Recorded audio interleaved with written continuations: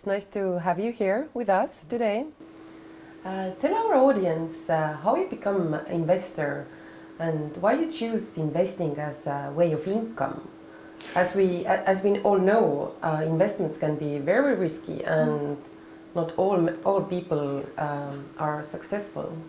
Well, when my family moved to America, my father was a banker, and he told me about the system, educated me into that system.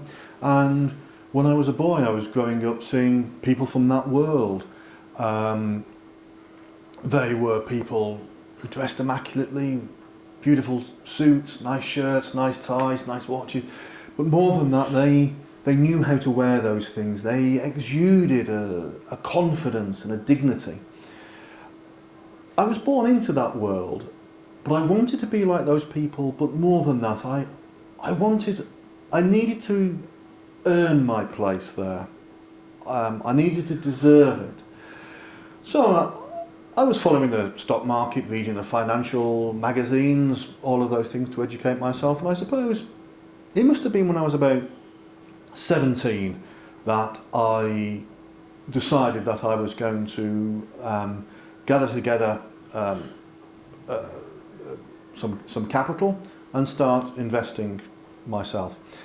And I was a young man. I wanted even my first stake to be money that I'd earned. So I was doing all kinds of jobs. Busboy, I was selling tickets for the circus, delivering pizza, all of those jobs that young people do. And I got together, it was about $4,000, which in those days, it wasn't a fortune, but it was a significant amount. And I invested it. And from that investment, I was able to pay my way through college. I took my father's advice on investments, but it wasn't so much that he told me, buy these shares, buy those shares. That wasn't what he taught me. It was the methodology. You asked about risk. An investor isn't a gambler. An investor studies meticulously. He eliminates risk as much as possible. Those people who don't study, those who gamble, they're the ones who fail. And within what we might call the investment world, those people are, 5%, something like that. No, it's not about risk. Thank you for your answer. As far as I know, at this moment, you are a rightful owner of Watford Co. Holdings, which includes New Millennium, wind energy, marijuana diet, and EDV recycling and gold mine BMD. All of these companies are operating in very different economical sectors, also different countries. Which of these companies these companies is the most successful and why? I mean, just now I couldn't say that I had a favourite. It's not like that. And as you say, they are operating in different countries, different regimes. They have different structures, and they are exploiting opportunities in completely different fields. Each of those four, over the next decade, next 12 years or so, what might say medium term, they are looking at almost unlimited opportunities for growth and increased earnings. So I wouldn't like to say now which one I predict to be the most effective over that time. You'd have to come back and speak to me again in maybe 10 years' time, and then we'd know. Are you currently considering new directions, and what are your plans with the holding itself? Well, all the time I'm meeting people who are offering projects. They're seeking investment all the time. But not long ago, Kickstarter enabled people looking for investments for startups to made the whole process much easier. But we're a little bit different. We're not looking to make new startups or to find startups. What we're looking for are people with a proven track record, proven capabilities, and an existing opportunity that they're already exploiting, but just need that investment. A good example would be New Millennium Wind Energy. They came to us with what they called first ever turbine. A new project. It's a particular kind of turbine that can exploit a new opportunity because it can be deployed almost anywhere, particularly in crowded urban environments.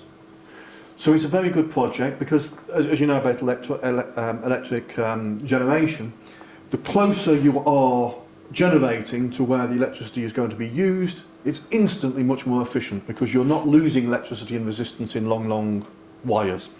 So that's the kind of model. A couple of days ago, I did meet someone who's got a very interesting business in artificial intelligence. But I think we need to leave it a little while before I can say anything definite about that. You'll have to come back in a while before we've got any news on that one. Tell us about New Millennium Wind Energy. Well, it must have been about 2013. Yes, it would have been 2013. I met Drew Tucker, and Drew Tucker is quite a guy.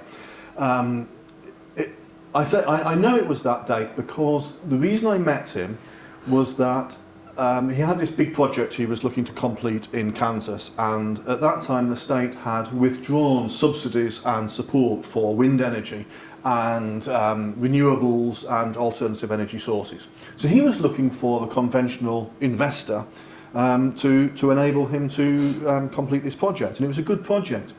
And Drew Tucker, he is a great engineer. He is one of the world's greats.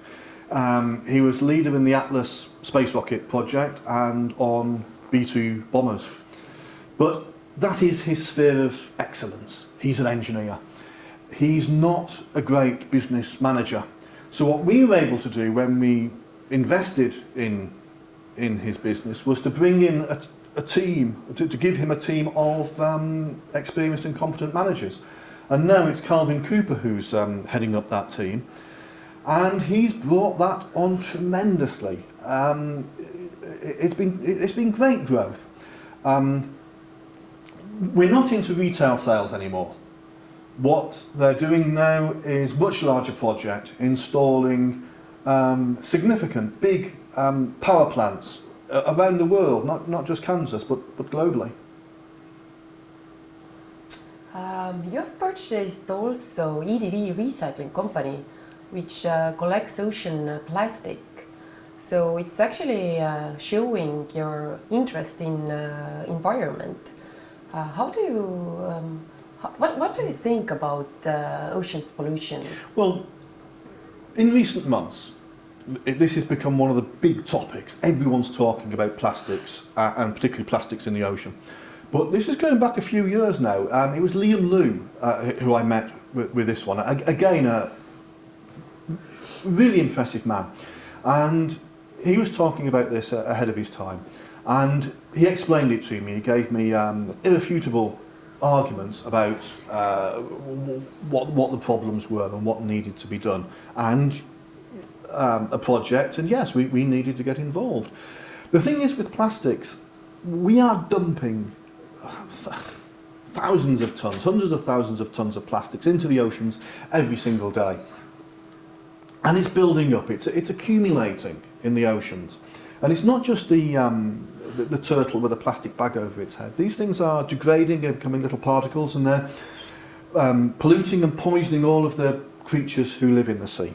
The fish, the birds. In the Arctic there are seals that are producing toxic milk for their cubs. We have to do something. Liam Liu, over the last few years now, he's built up a number of collection points for plastic pollution. An example in Haiti, where they've been able to employ literally hundreds of local people for these collection points, working with Plastic Bank and the Henkel Corporation. Yes, it's a big employer, and it shows that we can tackle these problems, not just because it needs to be done, because it's a worthy thing to do, but it can be done profitably, and that's what we've shown. Not all businessmen actually share the same opinion. There are like many industrialists who are actually thinking that ecological problems and climate warming, it's so exaggerated, and I really hope that in coming decades the situation will change. Yes, I agree with you, and I think things are changing. I can understand how people may, yes, think there's some exaggeration, some hysteria and everything, but these problems are real, and they are massive, and they're getting worse. The business community, and it's not all of the business community, but yes, still this kind of a short-termism still persists, and that is the culture that we must change. Yes, what we're doing, it's a tiny, tiny, tiny contribution. Everyone must change, but I think they will, and that is why this area is such a potential for growth. Do you think your business model competes with the stock exchanges? Oh, no, not. I wouldn't be so naive as to say that it's competing with stock exchanges today, and it won't be any time soon before that happens. But we have attracted their attention, and there's always offers, IPO and partnerships with brokers. But the thing is, I've made that mistake once. When you look back at the crash of 2008, it's almost maybe like some people have forgotten it, but that was a devastating experience for a lot of people. Collapse of Lehman Brothers, Fannie Mae, many banks around the world either collapsed or on the point of collapsing. It was a horrific experience for a lot of people. For me personally, I lost almost all my assets. I was weakened by that. I was on the point of a nervous breakdown, and I think a lot of people will understand that. We learnt a lesson. It was a hard lesson. Not everyone has learnt it, but there was a speculative culture in banking and the stock exchange where people were bundling together worthless debts and selling them on in very complex packages, all kinds of derivatives which people didn't understand, and people lost a lot of money, and as we know, it brought the whole economic system to the point of collapse. What we're looking to do is to offer the investor stability and an ease of investment, to make things simpler. Also, really importantly, is to cut out that whole tranche of intermediaries.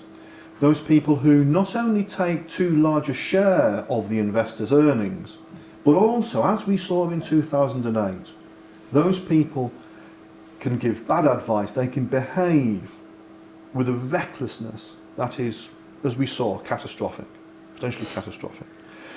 So what we're looking to do, really, what we're all about is enabling the prosperity to go to the actual investor. It's making those ordinary people who invest their money, to make those people rich. That's what we're about. Not helping those intermediaries, the people in the city, the stockbrokers, no, the ordinary people. Most viewers are interested of the question whether the company share will depreciate, and what happens with the holdings then? Well, this is the most important question for any prudent investor, and it's why it's the reason I wanted to accept your invitation to interview today. It comes back again to being about stability.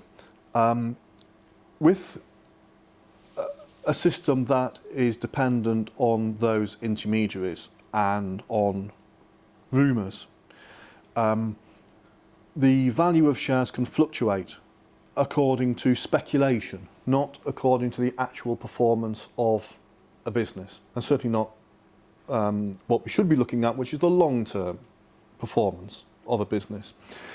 So in recent days, we've seen an incredible wobble on stock exchanges dealing in Chinese shares. Just the last couple of days it has recovered as people have understood that those almost hysterical reaction was inappropriate. There has been a correction, but it's not always like that. One of the big problems that real businesses, relatively small businesses who are looking for investment face is a kind of a parasitic speculative investor.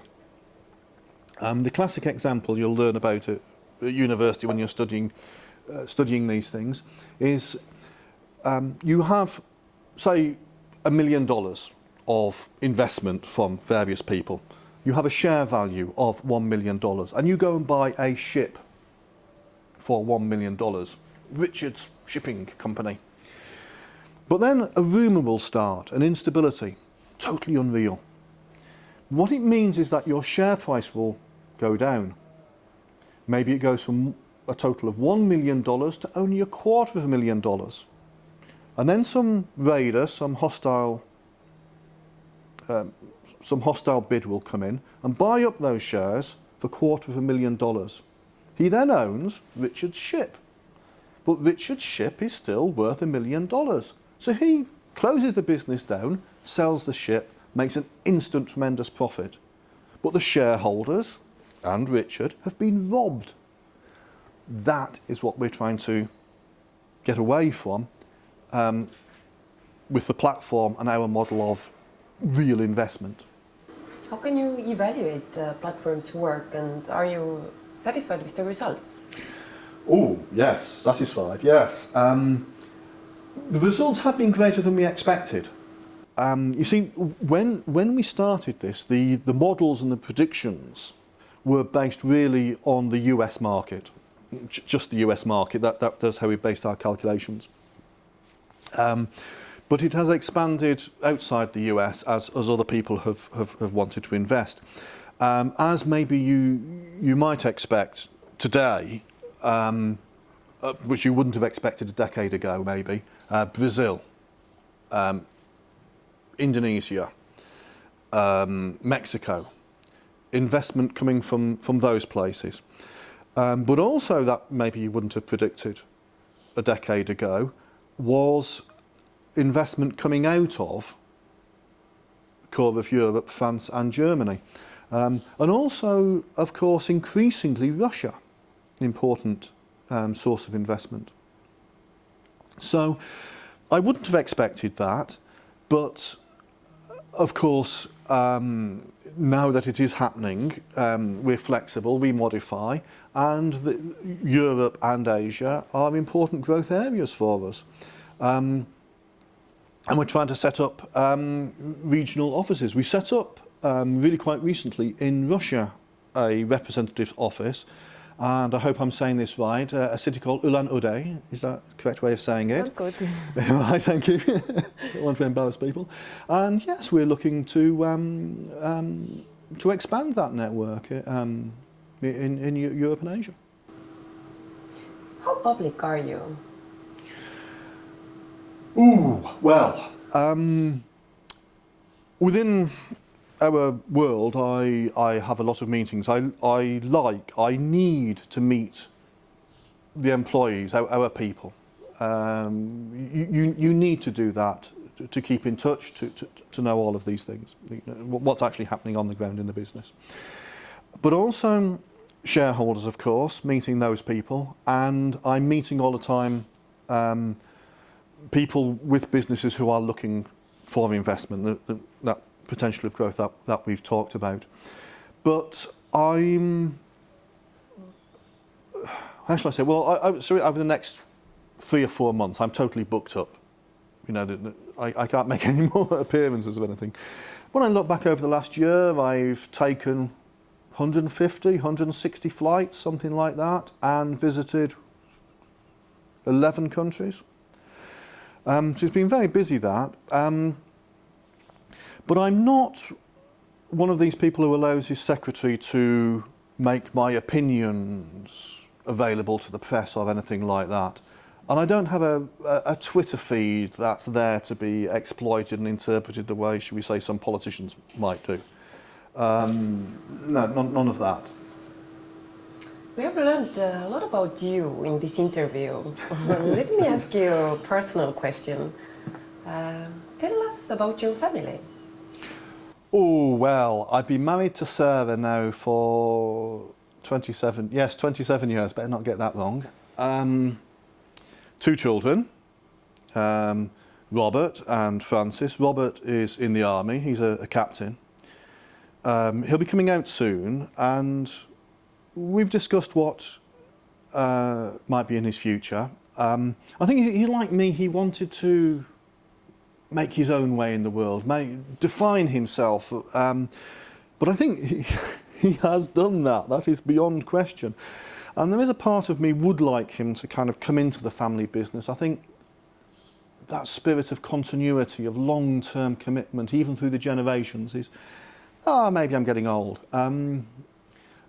Frances, daughter, she's studying PhD. She is a marine biologist, and I am prepared to admit that I think maybe she has been a bit of an influence on me. She'll be getting married soon. She was a real mummy's girl, and they used to kind of gang up on me a bit. And her fiance, husband soon, he's a bit of an ally. He's a good man. Yeah, family. I've been lucky. Yeah. What car do you drive? Oh, I think you've been talking to Francis, haven't you? It's a Cadillac Escalade from 2017, so a couple of years old now. But I like it.